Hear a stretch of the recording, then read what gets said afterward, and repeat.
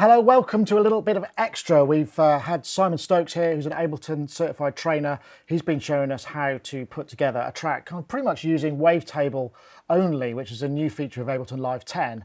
And we want to add a little bit extra to that track. If you want to watch that video, it should be online. We'll put links elsewhere where you can find a link to it. So Simon, what are you going to do next? I think I was going to add a little arpeggiated kind of sound, but try to do it without drawing in any notes at all. Okay, let's add this arpeggiator sound that I've got in mind into here. So I'll bring in another wavetable synth here. This time I think, yeah, we'll just try and do it using the creative extensions alone, the new pack that's available from Ableton, sorry.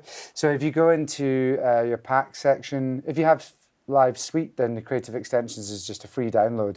And although they are Max for Live devices, they actually feel very much like they're part of Suite. They just feel like normal. Well, that with the new integration with Max for Live, it's a much tighter and much sort of less CPU hungry, and latency's better. Everything, performance is just better. It's just so much better. And before, I was reluctant to use Max for Live devices in my live sets when I'm touring about, but now that it's integrated, I've just been chucking them in. I've not had any problems with crashes and stuff, which is really nice. So yeah, I've got my wavetable here. The creative extensions all just appear in the Max for Live devices here. So there's a whole bunch of them. One that's really interesting, I think, is this Melodic Steps, which is basically a sequencer which generates notes rather than you having to put them in yourself. So you kind of set rules by which it plays, and then it goes around and kind of generates a pattern for you. Right. So, for example, first thing I would normally do is change it from major to minor. I don't make music in major. Major. So yeah, down the left-hand side of Melodic Steps, you've got different controls: octave, transpose, length, velocity, and chance. So I can say I can make a 6-step octave loop where it changes the octaves. Okay, right. So as it goes, yeah. I'll turn I'm just going to turn chance up at the bottom, because at the moment that's the weird one. That's the sort of curveball. That's saying how likely is it that this note even plays. So you can say, okay, sometimes I don't want this note to play. It might not play at all, right? Yeah, yeah. And all these can be different lengths. So like if I make the transpose maybe 9 steps, it's good to use weird length sequences for this. And you know, we're starting to create a pattern here. It's a sort of triplet vibe, isn't it? It is a bit, yeah, totally. And that was just kind of fluke, but you can maybe make some of them not trigger. If you don't like it, you just try another wiggly line. I like the wiggly line method of making music sometimes. So we could come over to Wavetable, and let's just create a little sound first of all.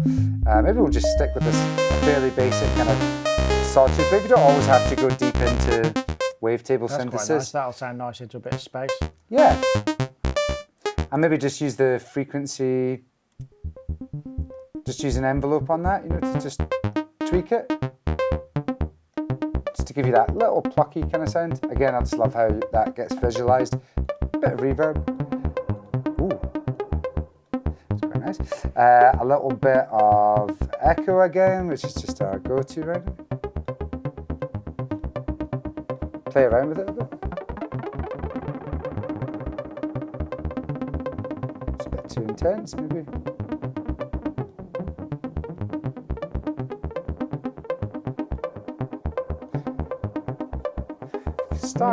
It's just generating a pattern. Okay, it sounds a wee bit weird on its own, but actually sometimes weird is really good in your music. There's quite too often I find electronic music, even if it's super repetitive, which a lot of electronic music is, particularly techno, is supposed to be repetitive, it's hypnotic, but that doesn't mean you can just have the same thing repeating over and over and over. Maybe go for 2 bars instead of 1 bar. Well, maybe 2 bars, yeah, if you're feeling bold. But yeah, if you have little things which only happen by chance sometimes, or some things change, or you've got weirder loop lengths like we have. So did we have to put any melodic input into this, or this just this is a generative, purely generative? That's just generative right now. I mean, if you wanted to, you can put it into MIDI mode at the bottom. So if you see here, if we can pop this into MIDI mode. Now it won't actually play unless I press a note on push. And it'll respond to that incoming note. Yeah. So it's now transposing the whole, with all the chants and the things, transposing the whole sequence up and down, which is quite cool as well. Or otherwise it will just base itself around this note. Well, so we should mention that all of the stuff so far, apart from the bass line, has just been one C note trigger with chords and movement elsewhere, right? Yeah, totally. So far we've just only used a single C note, which I'm starting to build up something.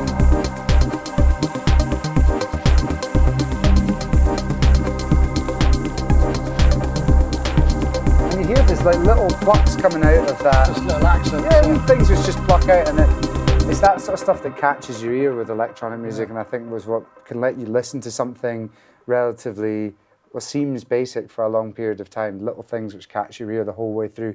And that's particularly the type of more ambient-y or techno type music that I listen to and produce. That's the sort of stuff that makes the difference, like in producers, if there's these wee changes. And there's another creative extension which is really good for that as well, which is an audio effect, and it's the gated delay. So if we look here, it just appears in my Max for Live audio effects. I'll just pop it on the end right now. And gated delay, I'm still quite new with this. I've only just kind of started playing with it recently. But essentially what we're doing is using it to reverse little sections of the audio. And again, you've got a number of steps. That's quite It's just nice. it's catching wee bits. And again, you can put it on weird step lengths so that it doesn't quite do what your ear always expects. It's interesting. Yeah, it's just subtle in this instance, but it's quite. It just adds more movement. Yet again, more movement. quite subtle, but again, it's just creating, between the two of them, they're running in different length sequences. The sequence is automatically generating a kind of pattern, which is in key with your project. No matter what you do, you can go back and just redraw the lines, and then that's just adding a little bit of kind of weirdness on the other end as well. Just little things which kind of catch your ear.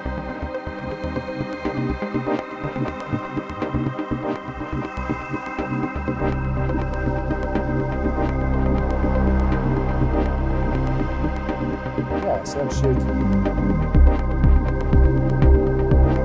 Yeah, you can see how you could put together elements for that track quite easily with a bit of movement, a bit more movement, and stuff. You don't have to go too many more elements than that to actually make an entire track.